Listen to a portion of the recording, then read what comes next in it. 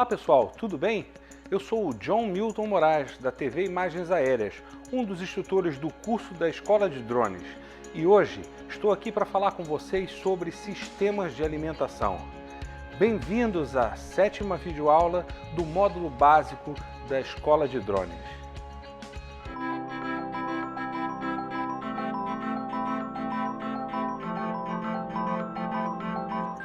Mais uma vez, quero agradecer o joinha nas nossas páginas e nos nossos conteúdos e volto a passar a palavra. Se quiserem acompanhar o meu trabalho, compartilhem, façam like na minha página do Face, que podem acessar através do endereço www.imagensaéreas.tv.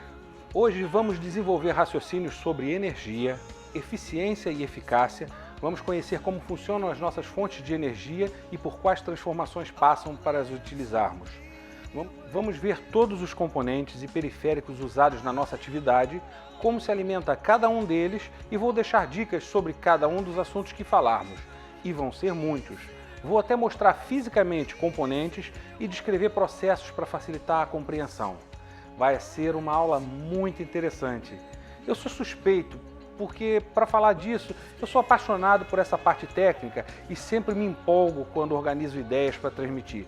Mas mesmo que o meu entusiasmo possa ser um pouco exagerado, por influência desse meu gosto pelo assunto, a intenção é exatamente essa, produzir mais uma videoaula interessante para vocês. Você quer assistir na íntegra? Então matricule-se no curso da Escola de Drones e assista a esta e a todas as outras aulas. Teremos muito prazer em receber vocês. Podem visitar a nossa página e ver alguns conteúdos que selecionamos para exibição pública e deverão ser um indicativo do que vos espera na área de aluno. Do curso onde você paga por uma aula e assiste a dezenas de aulas preparadas a pedidos dos alunos e por profissionais experientes na área dos multirotores. Vou aproveitar para explicar que as pessoas têm me perguntado aí por mensagem privada. Eu não sou o dono do curso de drones nem da escola de drones, ok? A Dr. Drones é uma empresa com sede em Curitiba, lá no Paraná, não é? E eu sou apenas um dos instrutores. Eu moro no Rio de Janeiro, sou um técnico de multirotores e sou um dos instrutores que atende às solicitações dos alunos. Assim como eu, temos vários outros colegas. Eu agora vou cometer aqui uma gafe de mencionar alguns e não lembrar de mencionar todos, mas, por exemplo, eu sei que tem o Rafael de Stefania, não sei como é que pronuncia o seu nome, Rafael, desculpa, que eu sei que ele está no Espírito Santo. Temos o Roberto Vilela, por exemplo, que está na capital do Rio de Janeiro. Tem o Rafael Biriba, que, se não me engano, está em São Paulo. O Leonardo Amoir também está em São Paulo. Somos vários colegas que trabalhamos com multirotor no nosso dia a dia e que fomos selecionados por essa empresa de Curitiba, a Dr. Drones, da qual o responsável é o Norton, ok? O Norton Norton Napoleão que é o dono da Dr. Drones, que selecionou aqui uma turma de experts para fazer as videoaulas para o curso, ok? Mas podem entrar em contato comigo, não tem problema nenhum, muito pelo contrário, agradeço. E existem promoções aí que a Dr. Drone está lançando para a adesão de novos alunos. Algumas promoções passam por indicação dos professores, portanto podem utilizar esse link que aparece aí na minha videoaula, que é para vocês registrarem o seu endereço de e-mail e obterem maiores informações sobre o curso. Se quiserem mesmo se matricular, podem também falar comigo, ou com o Norton Napoleão, ou com qualquer um dos outros professores, que nós vamos ajudar e orientar no sentido de vocês se tornarem também mais um dos alunos, ok?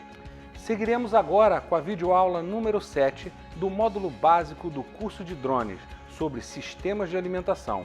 O conteúdo a seguir está disponível apenas para alunos matriculados.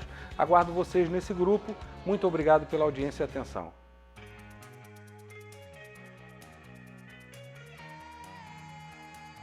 Mais uma vez, lembro que não sei qual é o nível de conhecimento de cada um de vocês, portanto, tento sempre transmitir conhecimento partindo dos princípios mais básicos e entrando nos detalhes para facilitar quem está numa fase de iniciação e solidificar os conhecimentos de quem já possui alguma experiência, ok?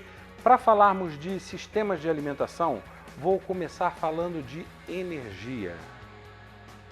Defina energia. É muito complicada essa tarefa. Alguns autores chegam a argumentar que a ciência não é capaz de definir energia, ao menos como um conceito independente. Embora não se saiba o que é energia, se sabe pelo menos o que ela não é. Quando dizem isso, normalmente eles estão fazendo uma alusão quase irônica às definições que nós vemos de energia baseadas no senso comum, né? Nas definições mais comuns de energia, associa-se geralmente a capacidade de produzir um trabalho ou realizar uma ação. E até em etimologia, a palavra tem origem no idioma grego, vem de ergos, que significa trabalho, ok? Mas eu vou cometer o descuido de tentar definir energia pelo senso comum. Pior ainda, vou misturar umas ideias minhas que podem até ser confundidas com alguma espécie de esoterismo, embora eu seja uma pessoa mais do que agnóstica, eu sou cético mesmo. Mas energia, no meu entendimento, é quase tudo. Nós somos apenas um sopro de energia emprestada e quando cessamos a transformação de energia, devolvemos a pouca matéria que nos compõe para o planeta Terra. Sem energia, nós viramos rapidamente poeira. E é isso que nós somos: carbono, água e energia, basicamente. Nossos alimentos também são energia. Já pararam para pensar o que é o milho? O milho é sol, é um vegetal que é pura energia em forma física.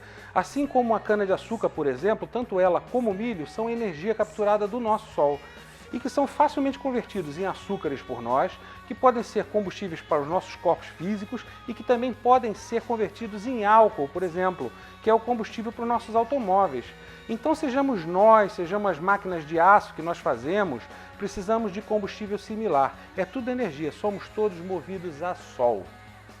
A coisa é tão fantástica que se a gente quisesse ir mais a fundo, a gente agora precisava num disco do Pink Floyd, algum tempo para a gente conversar, mas dava para pensar na energia do Big Bang, na origem do universo e tentar arranjar algo ainda antes do Sol para explicar essa conversa toda, não é? Nesses pensamentos filosóficos, não é bem filosóficos, eu muitas vezes penso também na água que nós consumimos, que é a mesma água que foi parte do corpo de todos os nossos antepassados e também pertenceu a cada planta ou animal que passou pela face da terra, dos dinossauros, dos romanos, do meu avô que eu tanto amei, a água que nós bebemos, a água barata da torneira ou a cara da marca mais fina do mercado é a mesma água que jamais saiu do planeta Terra. Foi reciclada durante milhões e milhões e milhões de anos. Mas vamos encurtar essa viagem porque o que eu pretendo é apenas associar uma ideia de energia combustível. Este planador, que não tem motor nenhum e voa utilizando apenas a aerodinâmica e aproveitando o lift gerado pelo movimento de vento na orográfica, ao contrário de algum pensamento descuidado nosso, ele usa combustível. Precisa de energia igualzinho a mim, a você, ao meu automóvel e ao trem do metrô. Sem vento correndo na encosta, o planador não voa. E é esse vento que é a energia do planador. Tanto pode ser convertido em outro tipo de energia por nós, que aliás é bem comum convertermos a energia do vento em energia elétrica. Mas mais do que isso, o vento já é energia. O vento é uma reação energética, ok? O ar se movimenta por causa das diferenças de temperatura e alterações de pressão. Então, ele já é uma reação do calor gerado por aquela fonte de energia primária que eu já falei tantas vezes, o Sol, não é? E o vento existe exatamente por causa dessas diferenças de temperatura e movimentação de massas de ar. Bem, o planador movido a vento se alimenta da energia do Sol. O meu carro movido a álcool se alimenta da energia do Sol. E eu que sou movido a picanha, também me alimento da mesma energia. Todos nós precisamos de energia e a energia está em várias formas, embora praticamente todas sejam de origem na mesma coisa, no nosso Sol. Ou se pensarmos mais atrás naquela tal explosão, e eu não sei o que vinha antes do Big Bang, tem gente que acha que por trás desse mistério está uma divindade, enfim, definir energia é realmente muitíssimo complicado. Muito bem, posso ter gastado muitas palavras, mas ilustrei o conceito de energia e associei diretamente o termo alimentação, que é fornecer energia, e é do que nós vamos falar hoje. Em multirotores, uma das coisas mais importantes que vão ouvir falar muitas vezes é a eficiência energética. é de longe a coisa mais importante em multirotores. Nunca esqueçam disso. Eu, como só na faculdade, numa cadeira de economia, é que eu fixei esse detalhezinho, vou explicar para vocês a diferença entre eficiência e eficácia. Não são a mesma coisa, aliás, são coisas bastante diferentes. Muita gente confunde, mas são coisas distintas. Eficácia é fazer a coisa certa. Eficiência é a fazer a coisa do jeito certo. Então, uma coisa é você montar um drone e ele conseguir um dia decolar. Isso é eficácia. Outra coisa é ele gastar a energia de forma controlada e conseguir voar gastando poucos recursos. Isso já é eficiência. Em multirotores, como eu disse antes, a eficiência energética é a principal preocupação, porque a eficácia está logo no princípio. Se não for ultrapassada, se não for eficaz, não voa. Mas de qualquer forma, o que eu vejo aqui no Brasil, o pessoal comete erros tão grosseiros ao ponto de sair da faixa da eficiência e chegar ao ponto de comprometer a eficácia. É tipo o cara pegar um motor de 920 kV, colocar uma 4S e usar uma hélice 12/6. A coisa fica tão ineficiente que ou vai queimar o ESC, ou vai queimar o motor, ou vai passar para o time do ineficaz e vai crashar. Bem, nossos multirotores funcionam com alimentação elétrica. A energia que consumimos foi convertida mecanicamente em eletricidade e depois quimicamente na carga das baterias que nós usamos. Depois nós revertemos esses dois processos para utilizar a energia, ok? Assim como num processo de conversão de energia no motor térmico tem as suas particularidades, a utilização da energia elétrica também tem muitos detalhes importantes e vamos falar deles todos. Sempre lembrando a máxima dos multirotores, garantir eficiência energética. Ah, e por quê? Porque multirotores são péssimos em eficiência. Lembram quando expliquei na primeira aula sobre aerodinâmica e por que um avião, um planador, voa muito mais tempo com menos motor e menos bateria? Pronto, é por isso. Os multirotores são tão esbanjadores de potência, de energia, que se não perseguirmos a eficiência energética, dificilmente teremos êxito sequer. Podemos comprometer a eficácia de tão ineficiente que a coisa é logo por conceito, ok? Muito bem, vamos começar pela alimentação geral da propulsão. Já sabemos que usamos energia elétrica e que usamos bateria. Existem baterias de diversos tipos. Não posso entrar no detalhe de cada uma delas, porque senão essa aula nunca mais acabaria. E nós vamos ter uma aula específica sobre baterias, assim como teremos também sobre motores, ESCs e etc. Vamos falar sobre cada componente desse em detalhes nessas aulas, sobre temas específicos. Mas aqui vou ter que falar de todos eles de qualquer maneira, de uma forma mais resumida. Bem, nós usamos em multirotores basicamente baterias de LiPo, que são baterias de polímero de lítio. Uma tecnologia com nível de alta concentração energética favorável para o uso em voo. Usamos também eventualmente rádios transmissores, baterias de lítio-ferro chamadas de LiFe, que são muito parecidas com a LiPo, com algumas diferenças que explico na aula de bateria. Ou ainda as NiM ou NiCad, que significam níquel metal hidrido ou níquel cádmio. Mas isso só se usa no transmissor. Praticamente nem é uma escolha, porque se usamos NiM é porque o transmissor traz essas baterias. Vamos focar agora nas baterias do conjunto de propulsão. Então usamos LiPos, e as LiPos têm voltagens, correntes e capacidades de descarga diferentes. A correta escolha é fundamental. O mais pequeno erro em multirotores significa o desvio da faixa de eficiência, o que pode trazer consequências até trágicas. Bom, vou numerar. 1. Voltagem. A voltagem é determinada pelo número de células da LiPo. A voltagem nominal de cada uma célula é de 3,7 volts. E usamos praticamente só baterias com 3, 4 ou 6 células. Então estamos falando de voltagens de 11,1, 14,8 ou 22,2 volts. Dificilmente veremos qualquer setup com voltagens diferentes dessas. Não se pode simplesmente trocar uma bateria de 3S por uma de 4S, como vemos as pessoas muitas vezes fazerem por palpite. Não se pode fazer isso. Os motores de multirotores funcionam com uma rotação por volt. Se mudamos a voltagem total, os motores vão rodar mais rápido e vão queimar ou os motores ou os controladores de velocidade, a menos que nós mudemos também os hélices. Qualquer setup de multirotor tem que ser calculado e o cálculo é milimétrico, não admite erros nenhuns. Qualquer erro reflete em perda de eficiência ou simplesmente dano físico no material. 2. Reserva de potência. A reserva de potência nas baterias é determinada pela quantidade de miliamperes-hora que ela armazena. As mais populares e comuns são as de 2.200 miliamperes, que significa que ela tem uma reserva de 2,2 amperes. Estas equipavam, por exemplo, os Phantom 1, com seus setups econômicos, pouco peso, voavam cerca de 8 a 10 minutos com esses 2,2 amperes. Outros maiorzinhos usam 5.000, 6.000, em extremos até 10.000 miliamperes-hora. Mas casos extremos como esses 10 amperes, normalmente já estão fugindo da faixa de eficiência. São tão pesados que o que se ganha com a maior reserva de potência se perde com a força que é preciso para levantar aquele grande peso. Setups com 5.000 miliamperes já conseguem, nos casos em que estão mais bem calculados, fazer cerca de 20 minutos de voo, mais ou menos, dependendo do setup. 3. Taxa de descarga C. Ainda temos a taxa de descarga das baterias, que normalmente é expressa em Cs. As baterias têm 20, 25, 30, 35, 40, 50 Cs, dependendo do tipo de bateria.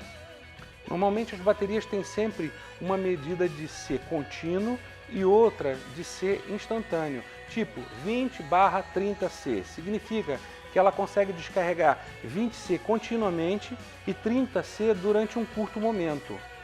Cada C é igual à reserva total da bateria. Por exemplo, numa bateria de 2.200 miliamperes, um C é a mesma coisa que 2,2 amperes. Então, se ela tem 20 C, significa que ela consegue entregar até 44 amperes continuamente.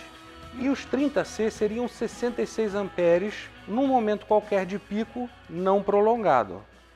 Então imaginem, se esses motorizinhos consomem 10 amperes cada um em funcionamento contínuo, o multirotor gasta pelo menos 40 amperes em qualquer momento, fora os outros componentes do multirotor. Se eu tiver uma bateria de 2.200 miliamperes, consegue entregar pelo menos 44 amperes, se for 20C, não é? Tudo bem, ok, ele gasta 40 amperes, ela está entregando 44. Aliás, o ideal é até ter uma folga, ok? Mas o que eu quero que vocês entendam é que se a bateria fosse de 10C e em vez de 44 amperes entregasse 22 amperes, não seria suficiente sequer para os 40 amperes que aqueles 4 motores estariam gastando, e isso traria consequências. Esse drone iria cair ou incendiar a bateria, ou no mínimo esquentar a bateria, inchar e degradar rapidamente ela. Então, esta é uma das preocupações, dimensionar corretamente a sua bateria de voo. Se a sua bateria esquenta em voo, ela está degradando. É porque ela não está sendo capaz de entregar a corrente que você precisa, ok? Elas até esquentam um pouquinho sempre, porque imagine só uma coisa, no meio da descarga da bateria, mesmo aquela de 20C que entrega 44 amperes carregadinha, quando tiver pela metade, ela já vai estar entregando 22 amperes. Já é pouco para o consumo daqueles motores, por isso a importância da gente ter uma folguinha. Sendo que exagerar também não é legal, porque chega um ponto que a gente passa, o peso já é maior do que a reserva de potência que a gente consegue entregar, ok? Então já sabemos que usamos baterias, que normalmente são lipos, sabemos que das principais características das lipos e que tudo tem que ser milimetricamente calculado. Voltagem, rotação de motor, capacidade de descarga e reserva da bateria. Vou passar agora a listar componentes habituais no multirotor, para falar sobre a alimentação de cada um deles. Motores.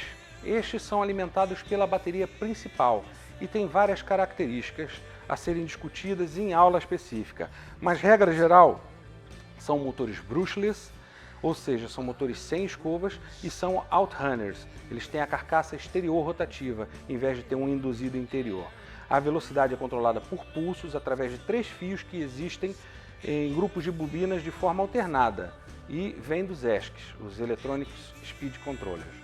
Os motores têm um RPM-V, que mais comumente é chamado de KV, que é o número de rotações máximas que ele faz com cada volt.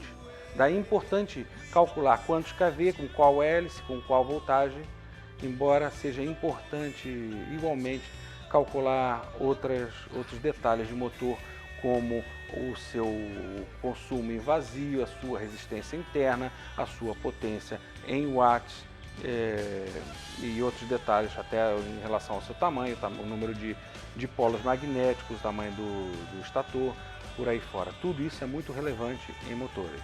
ESCs são eles que controlam a velocidade dos motores. Existem variados ESCs com limites de potência diferentes, entre outras características, mas do ponto de vista de alimentação, chama atenção para o fato de a maioria dos ESCs não tolerarem voltagens mais altas. Quando queremos fazer um setup para 4S ou 6S, temos que ter atenção se o ESC trabalha com essas voltagens. Um ESC preparado para 6S trabalha seja com 6, seja com 3, mas um que só aguenta 6, quando ligar em 6 vai queimar, ok? Outro pormenor importante nos ESCs é se ele tem back. Alguns ESCs têm back. Os backs transformam e fornecem alimentação de 5 volts a 2, 3, às vezes 5 amperes para alimentar os outros componentes dos setups. Outras vezes os ESCs são opto, quer dizer que eles não fornecem a energia para alimentar periféricos. Particularmente eu não gosto de usar ESC com back, eu gosto de usar ESC opto, porque o ESC trabalha quente, ele tem vários transistores de potência que trabalham para fornecer energia para o motor e aquece. E portanto, se a gente tem ali o back integrado, está sujeito a um aquecimento e entrar em falha, a alimentação de 5 volts e faltar alimentação de 5 volts para alimentar o receptor de rádio, a controladora de voo, é muito grave. Então eu prefiro usar ESC opto, que não tem back, e usar um back separado, que vai trabalhar fresquinho, independente dos ESCs. Okay? Quando usamos controladoras de voo que têm a sua própria geração de alimentação, como por exemplo a NASA, que tem o módulo VU ou PMU, temos que usar ESC opto, ou então retirar o fio vermelho do centro dos terminais de ESCs para evitar duplicidade e conflito de alimentação, se a gente usar ESC com back, ok? Back, LED, VU, Power Module são todos backs externos aos ESCs que transformam a energia da bateria principal em 5 volts, que é a tensão utilizada pela maioria dos periféricos. Alguns desses nomes que eu citei incorporam, além do back, sensores de voltagem e amperagem e, eventualmente, LEDs para visualização de eventos. Ok? Placas controladoras de voo são alimentadas a 5 volts e podem receber alimentação de back dedicado, de back de ESC ou de Power Module próprio. Temos que ter atenção se ligarmos periféricos com excessivo consumo, se o back vai acompanhar esse consumo, sob pena de ter um corte de alimentação resultando em desastre. Ligar servos para controlar gimbals, por exemplo, é possível, mas tem que tomar atenção à amperagem fornecida para a placa. Por exemplo, o Power Module da APM pode ter dificuldades em alimentar tudo e mais uns servos. Ele é fraquinho, ele fornece poucos amperes. Receptores de radiocontrole funcionam também a 5 volts e são alimentados no mesmo circuito da placa controladora de voo. Na verdade, tudo que se ligue no rail central, sejam servos, buzzer, LED, sonar, optical flow, tudo disso vai consumir do mesmo back, ok?